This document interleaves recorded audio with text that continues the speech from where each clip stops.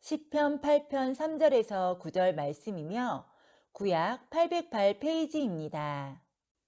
주의 손가락으로 만드신 주의 하늘과 주께서 베풀어 두신 달과 별들을 내가 보오니 사람이 무엇이기에 주께서 그를 생각하시며 인자가 무엇이기에 주께서 그를 돌보시나이까.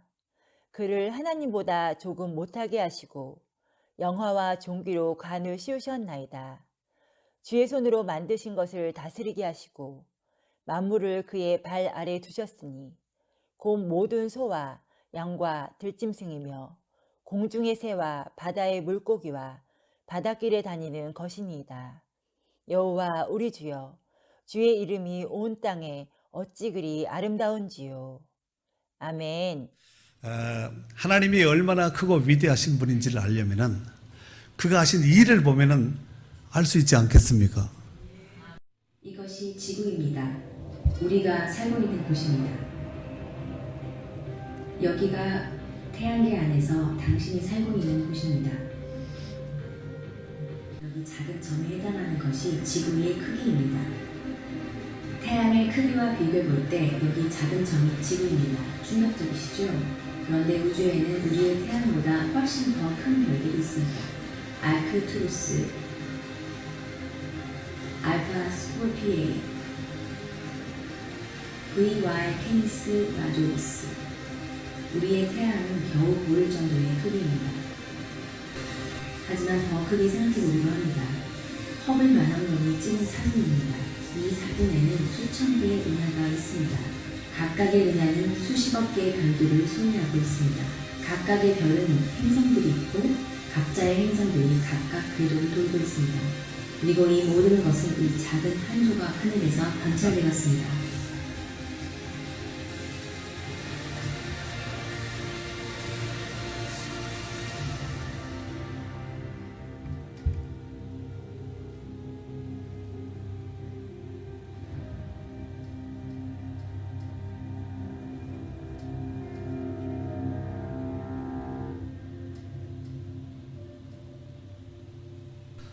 정말 하나님은 크고 위대하신 분입니다. 우리가 상상을 하는 그 이상으로 크고 위대하신 하나님이신 줄로 믿습니다. 인정하시지요?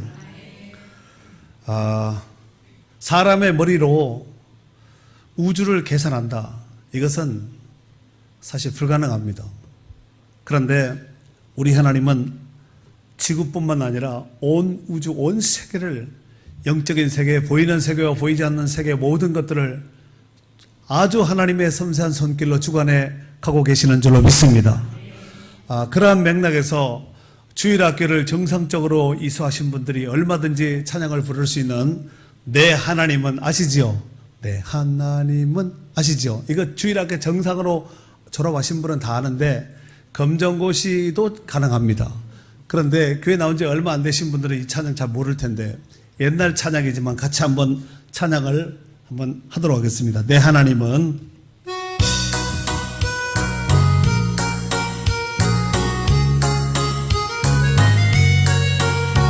내 하나님은 크고 힘있고 능 있어 못할 일 전혀 없네.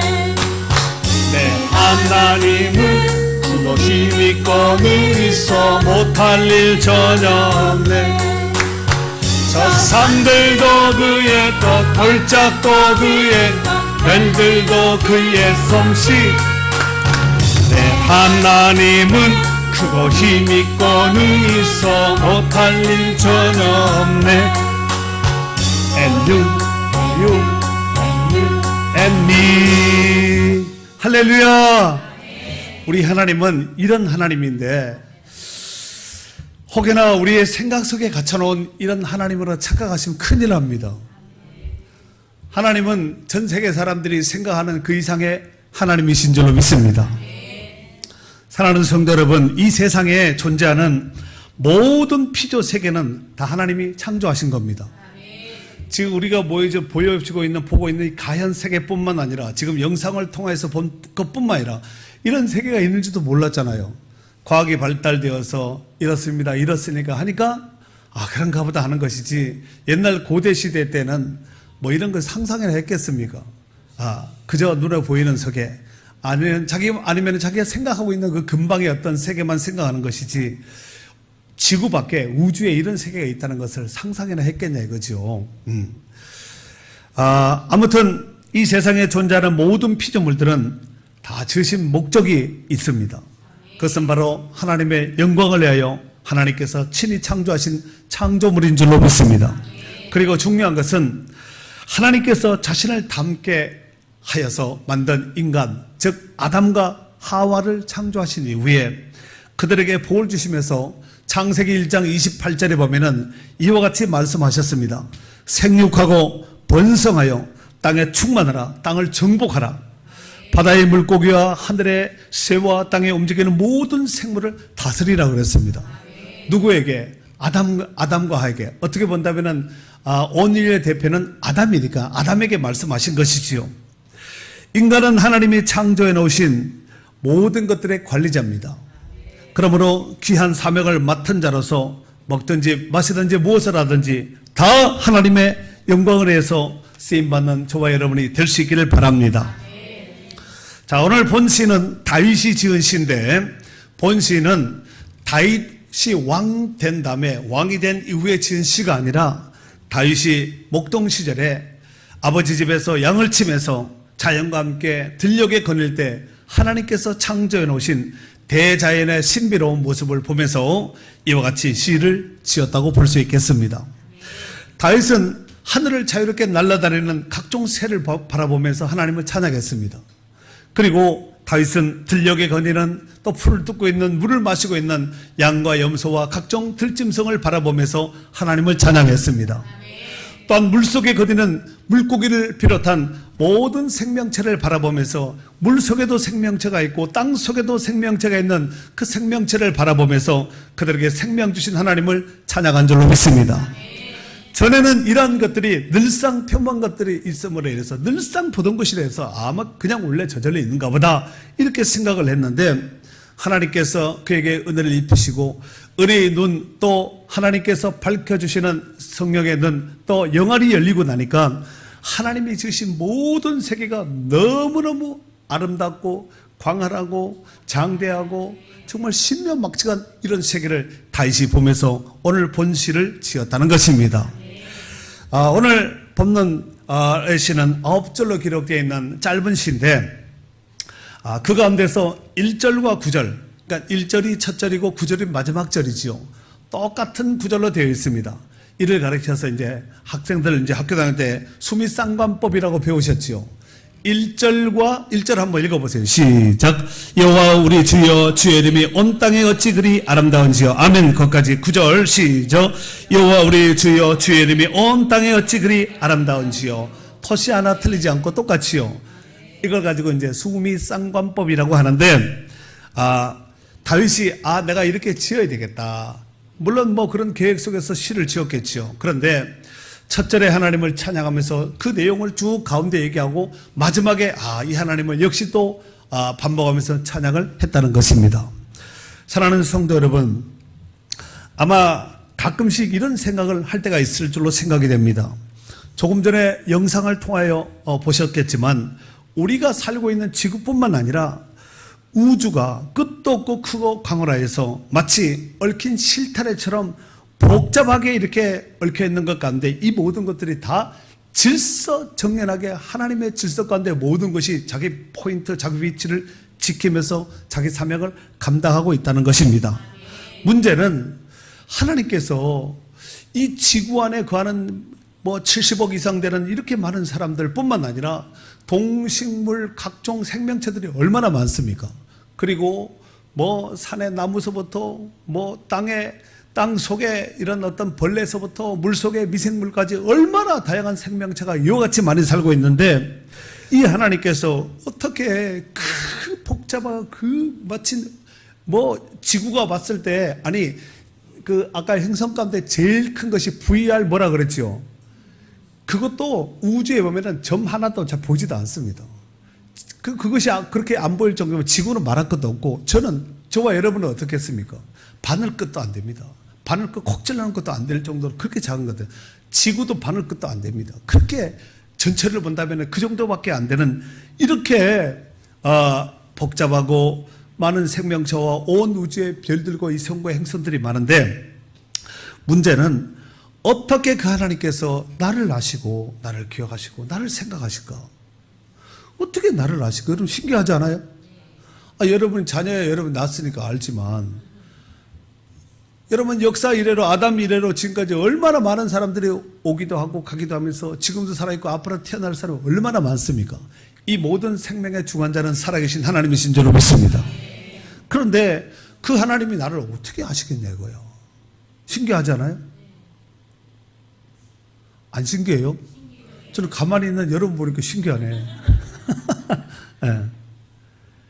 그런데 오늘 다윗도 자기가 아마 들녘에서 아버지의 양을 치고 염소를 기르면서 소를 기르면서 아마 풀을 뜯기면서 그랬겠죠. 때로는 누워서 하늘도 바라보면 흘러가는 쫙 구름도 보고, 그렇죠. 저녁이 되면은 별도 달도 이렇게 보면서 그 우주의 하늘의 광활한 이런 것들을 보면서 때로는 저 별이 정말로 크기가 얼마나 할까, 거리가 얼마나 될까, 누가 만들었을까 하면서 나름대로 어린 시절에 어떤 그 동심에 빠져서 이런 생각을 얼마든지 할 수도 있거든요. 그런데 오늘 다윗이 그 하나님이 자기를 알아주시고 자기와 함께 한다는 것을 깨닫고 느끼고 전율을 느끼면서 이 시를 지금 기록을 한 것입니다. 아마 닭살이 오돌토돌 하면서 아마 터져났을 줄로 생각됩니다. 그래서 오늘 본문 중에서 우리 한번 4절을 다 같이 읽도록 하겠습니다. 4절이에요. 사람이 시작. 사람이 무엇이기에 주께서 그를 생각하시며 인자가 무엇이기에 주께서 그를 돌보시나이까. 아멘. 해석하면 그 많고 많은 사람 중에서 어떻게 하나님이 나를 아시고 나를 생각하시고 나를 아시고 나를 돌보아 주시는지 정말 알 수가 없습니다. 지금 이 말을 하고 있는 것이거든요. 그런데 여기 보면은 사람이 무엇이기에 주께서 그를 뭐 하시며 생각하시며 그랬습니다. 이 생각하다 이 말이 짜카르라는 단어를 쓰는데, 이것은 기억하다, 또 생각하다, 마음에 두다, 자랑하다. 이 짜카르가 하나님이 어떻게 나를 아시고 나를 생각하시나이까. 이게 짜카르라는 단어를 쓰는데 기억하다, 생각하다, 마음에 두다, 자랑하다 이런 뜻을 가지고 있습니다. 그러니까 하나님은 나를 기억할 뿐만 아니라 하나님을 늘 생각하는 거예요. 이 짜카르가 칼하고 그 뒤에 보니까 뭘로 되어 있어요? 미완료로 되어 있습니다. 그러니까 하나님은 계속해서 생각하고 계시고 계속해서 기억하시고 계속해서 마음 두시고 계속해서 우리를 자랑하고 계시는 분이라는 거예요. 그런데 정작 우리 당사자인 우리는 과연 자랑할 만한 존재입니까? 어디 가서 우리를 자랑하면은 참 훌륭하다, 사람들이 같이 동감을 하겠냐 이거지요. 그런데 하나님은 계속해서 다윗을 생각해 주신 거예요. 그래서 다윗이 어디를 가든지 승리하게 하고 다윗이 무엇을 하든지 함께 해주신 거예요. 그 하나님은 지금도 살아계셔서 우리와 함께 하고 계시는 살아계신 하나님이신 줄로 믿습니다. 그 뒤에 보니까 4절 중반절에 보니까 인자가 무엇이기에 주께서 그를 돌보시나이까 그랬습니다. 돌보다 파카드라는 단어를 쓰는데 이것은 살피다, 계수하다, 돌보다, 점호하다. 여러분 군대 갔다 온 사람은 점호가 뭔지 알지요? 에? 점호 시간 있잖아요. 아침 저녁으로. 그래서 점호하면은 인력은, 그러니까 병력은 그 숫자대로 맞는가, 총은 제자리에 있는가, 모자는 각종 일의 관물대 여러 가지를 점검하면서 쫙 체킹하거든. 하나님이 그렇게 다윗을 점검해 주셨다는 거예요. 일일이 다윗이 뭐가 필요할까, 언제 어떻게 해야 될지, 다윗이 무엇을 하고 있는지 다윗의 생각 가운데 함께하고 다윗이 무엇을 해야 될지를 하나님이 아주 조밀하게 다 살펴서 필요한 모든 것을 부족되지 않도록 공급해 주셨다는 것이죠. 근데 이것도 보니까 미완료예요. 계속해서 하나님께서 돌봐주시는 거예요. 그 하나님은 지금도 우리와 함께 하셔서 우리를 생각하시고 또 우리를 돌보아 주시는 살아계신 하나님이신 줄로 믿습니다. 사랑하는 성도 여러분, 저도 가끔씩 하나님의 임재를 어떤 데 느낄 때가 있거든요. 여러분도 그럴 때가 있지요. 어떤 일을 하든지 예를 들어서 예배를 드릴 때나 찬양을 부를 때나 또 기도할 때나 또 기타 섬기고 봉사하고 헌신할 때 이건 하나님의 힘으로 하나님이 공급하시는 능력으로 하나님의 은혜로 하나님이 함께하고 있다는 어떤 이런 것을 느낄 때가 있잖아요. 그럼 샘표관장도 맛을 본 사람만 맛을 아니까 하나님의 은혜도 성령의 감동도 또 성령의 전율도 느껴본 사람이 아마 잘 알 수 있을 것 같아요. 느껴보신 분들은 한번 공감하는 의미에서 아멘 해보세요. 그래요. 하나님은 멀리 계신 하나님이 아니라 우리와 지금도 함께하고 계시는 살아계신 하나님이신 줄로 믿습니다. 그 하나님은 지금도 우리의 모든 삶의 영역 가운데서 섬세하게 돌보시고 역사하시고 알아주시고 생각하시고 또 기억하시고 점호해 주시는 살아계신 하나님이신 줄로 믿습니다. 그렇다면은 이 세상에서 가장 행복한 사람은 어떤 사람일까요? 여러분, 그 사람은 제가 설교하면서 묵상 중에 세상에서 가장 행복한 사람은 어떤 사람일까요? 하고 제가 설교 준비하면서 정말 묵상했습니다. 이렇게 묵상 중에 어떤 사람이 어떤 사람이 가장 행복한 사람일까? 제가 묵상 중에 하나님이 알아주시는 사람, 오늘 본문과 연결난다면 하나님이 생각해 주시는 사람, 하나님이 돌봐주시는 사람, 이런 사람이 행복한 사람일 것 같아요. 다윗도 그 하나님의 임재를 느끼면서 오늘 본문에 감사 찬양을 올리고 있습니다. 오늘도 이 은혜가 우리 가운데 충만할 수 있기를 바랍니다. 자, 성경에 보면은 하나님께서 롯이 거주하고 있는 성읍을 너무 타락되어서 유황불로 심판을 하려고 하실 때에 하나님께서 롯을 본다. 롯에 있는 그 주변에 있는 이 소돔과 고모라 성의 사람들을 본다면은 벼락을 때려도 유황불을 때려도 정말 끊임없이 유황불로 심판하고 싶은 마음이 있는데 그 심판 중에 하나님께서 아브라함을 기억하신 거예요. 창세기 19장 29절에 보면은 하나님이 그 지역의 성을 멸하실 때 곧 롯이 거주하는 성을 엎으실 때에 하나님이 아브라함을 생각하사 롯을 그 엎으시는 중에서 보내셨더라 그랬습니다. 하나님이 심판할 때 심판 중에 누구를 기억하셨냐면은 아브라함을 기억하시고 롯을 빨리 끄집어냈다는 것입니다. 또 성경에 보면은 형 에서의 칼날을 피해서 밧단 아랍으로 도망가던 이 야곱을 생각해 주신 거예요. 그래서 야곱이 베델에서 하룻밤 노숙을 할 때 하나님께서 그의 꿈에 나타나셨지요. 그리고 내가 너와 함께 하겠다고 또 너를 떠나지 않겠다고 임마누엘의 약속을 하셨습니다. 그때 창세기 28장 16절에 보면은 야곱이 잠이 깨어 이르되 여호와께서 과연 여기 계시거늘 내가 알지 못하였도다 그랬습니다. 하나님이 이곳에 있구나 하는 것을 그때 야곱이 깨달은 거예요. 하나님은 아버지가 있는 또 가나안 땅에 계시는 하나님, 뭐 이렇게 생각을 했겠죠. 아브라함과 할아버지와 함께 하시는, 아버지와 함께 하시는 그 하나님, 이 정도로만 생각을 했는데 야곱이 베델 땅 정말 이 광활한 이 산속 숲속에서 노숙할 때 자기는 혼자인 줄 알았거든요. 그런데 하나님께서 꿈에 사닥다리 한 상을 보여주시면서 음성을 주시기를 내가 너와 함께 하겠다고 약속을 하신 거예요. 여러분, 이 약속은, 하나님의 약속은 늘 현재입니다. 받는 그 즉시 현재가 되는 줄로 믿습니다. 그 하나님이 오늘 또 우리와 함께하고 계시는 줄로 믿습니다. 또 하나님께서 아기를 갖지 못하던 라헬을 생각해 주신 거예요. 여러분, 아기를 못 낳는 이 라헬의 입장에서 얼마나 참 속상하겠어요. 그런데 창세기 30장 22절에 보면은 하나님이 라헬을 생각하신지라 하나님이 그의 소원을 들으시고 그의 태를 여섰으므로 그랬습니다. 하나님이 라헬을 생각을 해 주셨다니까 그냥 라헬 이렇게 아니라 라헬의 입장을 헤아려 주신 거예요. 라헬에게 필요한 거, 라헬이 무엇을 원하고 무엇을 또 요구하는지를 아시고 그 요구를 필요를 하나님이 채워주셨다는 말씀입니다. 뿐만 아니라 하나님께서 모세를 통하여서 모세에게 이렇게 말씀하시지요. 출애굽기 33장 17절에 보면은 여호와께서 모세에게 이르시되 내가 말하는 이 일도 내가 하리니 너는 내 목전에서 은총을 입었고 신의 은총을 입었다는, 하나님의 은총을 입었다는 거죠. 내가 이름으로도 너를 알미라 그랬어요. 너는 내 은혜를 입었고 내가 이름으로도 너를 잘 안다는 거죠. 이름만 아는 것이 아니라 모세의 입장, 형평, 환경을 잘 아신다는 얘기죠. 하나님께서 우리의 형편과 입장을 하나님 잘 아십니다. 잘 모를 것 같아요. 모른다고 생각하시는 분은 모른다고 생각하시면 되고, 나를 잘 아신 하나님 이렇게 생각하시는 분들은 그렇게 생각하시면 됩니다. 왜냐하면 믿음은 다 똑같이 않기 때문에 그래요. 그리고 신약 성경에 와서 보면은 300데나리온의 옥합을 예수의 머리에 부은 마리아가 나옵니다.